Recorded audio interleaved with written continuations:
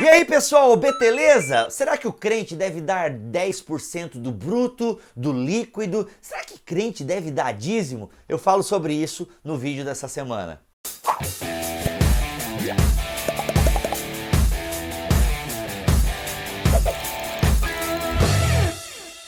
É incrível que em 2017 nós ainda estamos discutindo dízimo, se crente deve dar, se crente não deve dar, e é lei, e não é lei, e por aí vai. Infelizmente é um tema polêmico e não deveria. É polêmico por quê? Porque nós somos gananciosos, capitalistas, e quando envolve dinheiro, a gente quer dar um jeito de burlar ou a gente quer dar um jeito de usar para o nosso favor.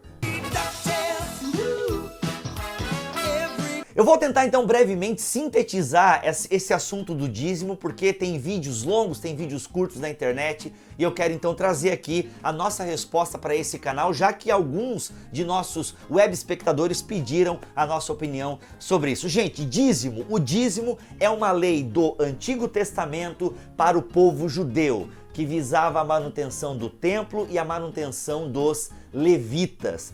Ah, mas tem o dízimo de Abraão, que era antes da lei, antes do templo e tudo mais. Então nós já percebemos que essa prática do dízimo, ela está fora dos cercados de Israel. Era uma prática do Antigo Oriente, provavelmente. Mas em termos de lei, em termos ali para o povo de Deus, o dízimo ele é instituído com Moisés e todo o avanço que Moisés vai fazendo com as leis para o povo de Israel. Inclusive é nesse contexto do Antigo Testamento, da Antiga Aliança, que nós temos o famoso Malaquias 3:10, que é utilizado: se você não der dízimo, você está roubando a Deus, e ladrões não vão para o céu. Ah, você que não dá dízimo, tá aí, como é que é o nome dos demônios, cara? É o devorador, não é? É o devorador e não sei quem mais. Eu vou pegar a Bíblia aqui, porque aqui é só o Novo Testamento. Mas é o devorador, você tem que repreender o devorador. E cara, eu fico imaginando um demônio em forma de gafanhoto, sei lá como é que é, vindo, né, na família do cara, porque o cara não dá dízimo. Perdeu o seu carro na enchente, irmão? É porque você não tá dando dízimo, você tá roubando a Deus. Ou seja, Malaquias 3:10 é erroneamente utilizado, porque ali nós estamos falando de um contexto para o povo da Antiga Aliança. Ah, Bibo, mas Jesus fala em Mateus 23 sobre o dízimo, que a gente deve dar o dízimo e muito mais. A gente quem? Vamos prestar atenção no contexto em que Jesus está falando sobre o dízimo ali em Mateus 23. Não é para nós, queridinhos, não é para os seus discípulos, é para os escribas e fariseus. E muitas coisas no ministério de Jesus, elas são voltadas para o povo judeu. O cristão tem que se circuncidar? Você não quer se circuncidar, né? Cortar aí a pontinha do Bilal, não quer? Pois é, Jesus se circuncidou. João Batista fez o voto do nazireado lá, uma prática do Antigo Testamento.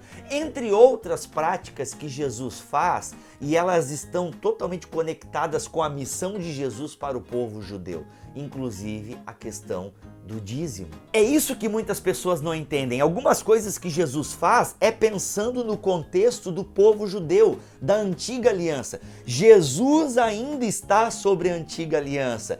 A nova aliança só acontece, e a nova aliança diz respeito a mim e a você, a nova aliança só acontece na cruz, meu irmão. Só acontece quando Jesus morre, o véu do templo se rasga. Ali começa a nova aliança.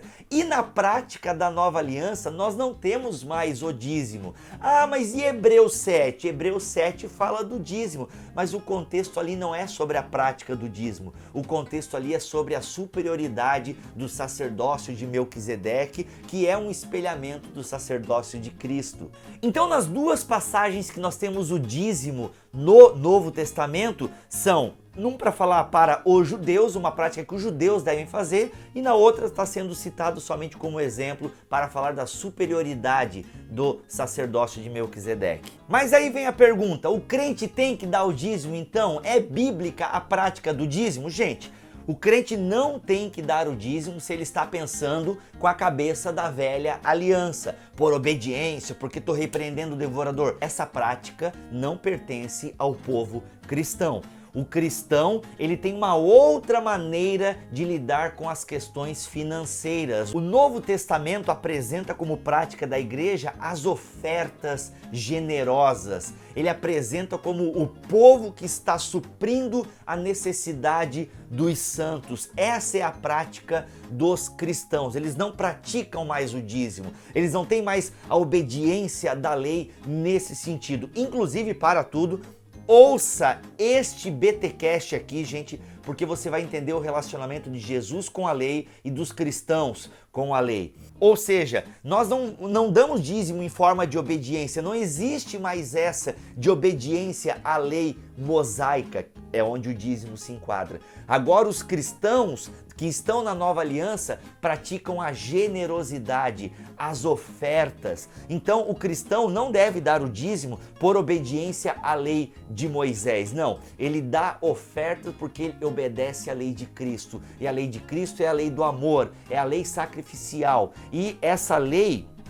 ela é o quê? Praticada pela igreja. Em 2 Coríntios capítulo 8 e 9, Paulo fala muito sobre oferta. E o Novo Testamento incentiva, então, nesse sentido, a prática da oferta. Olha como Paulo começa 2 Coríntios capítulo 9.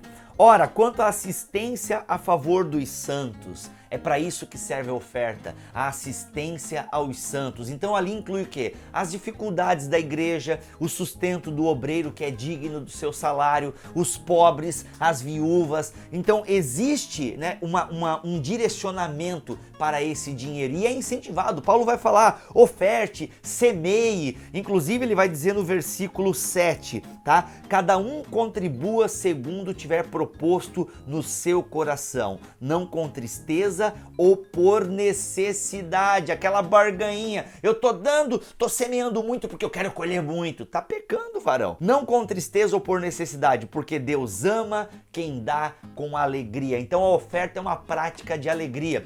Fora que a oferta, ela também testifica um coração grato, um coração que não é avarento, que não está apegado ao dinheiro e às coisas deste mundo. Então é mais do que 10% na mentalidade do Novo Testamento. Tudo pertence a Deus, para a glória de Deus. Então, o Novo Testamento não está preso a 10%. Ele está preso ao quê? Às necessidades da igreja local, às necessidades dos santos. É para isso que nós devemos ofertar. E se a gente vai entendendo a prática da igreja primitiva, a oferta deve ser constante e deve ser o quê? Conforme o seu coração. Ou seja, e um coração que é discípulo de Jesus, ele não vai aguentar os outros tendo necessidade enquanto ele está comendo um salmãozinho, filé mignon. Não, ele vai compartilhar, ele vai distribuir os seus bens, ele vai compartilhar aquilo que ele pode e com alegria, não por necessidade, não por barganha. E uma igreja que pratica o dízimo, ela está pecando, ela está errada? Não, depende. Se ela utiliza o dízimo como uma maneira de barganhar com o povo e fazer o povo dar e botando medo porque o devorador está chegando se você não dá dízimo, ela está errando e está ludibriando o povo. Porque não existe no Novo Testamento essa de você obedecer uma lei e assim você vai impedir ações de devoradores e tudo mais. Não existe. Então se a igreja pratica com base em Malaquias 3:10, está errado. Agora, uma igreja que pratica o dízimo como uma medida matemática para orientar o seu povo, os seus membros, eu acho super válida. Por quê? Nós geralmente somos assim, meio mesquinhos, meio avarentos, e a gente, quanto é que eu dou de oferta? A gente faz essas perguntas bobas, né? A gente não, como a gente não olha por mão, a gente não enxerga a necessidade. Então, use o 10%.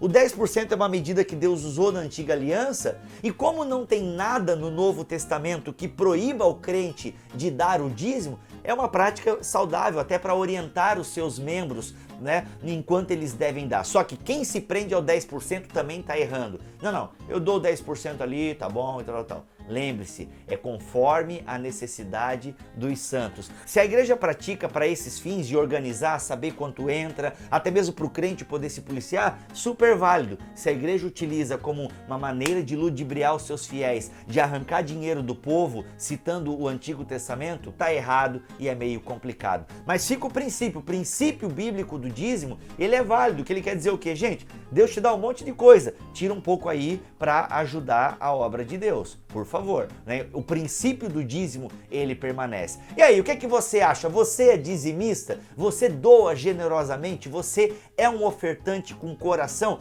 E o Novo Testamento é tão ousado, isso Jesus vai falar. Se tem raiva no teu coração aí, maluco, se tá com o coraçãozinho cheio de treta, nem oferta dê. Vai se consertar com o teu irmão primeiro, ok? Se você curtiu esse vídeo, distribua aí nas redes sociais, compartilhe, dê joia, né? Clique naquele polegarzinho assim, que isso ajuda a espalhar o vídeo por aí, e dê a sua opinião aqui nos comentários. Um forte abraço, Deus abençoe a todos e até o próximo vídeo, se ele assim permitir.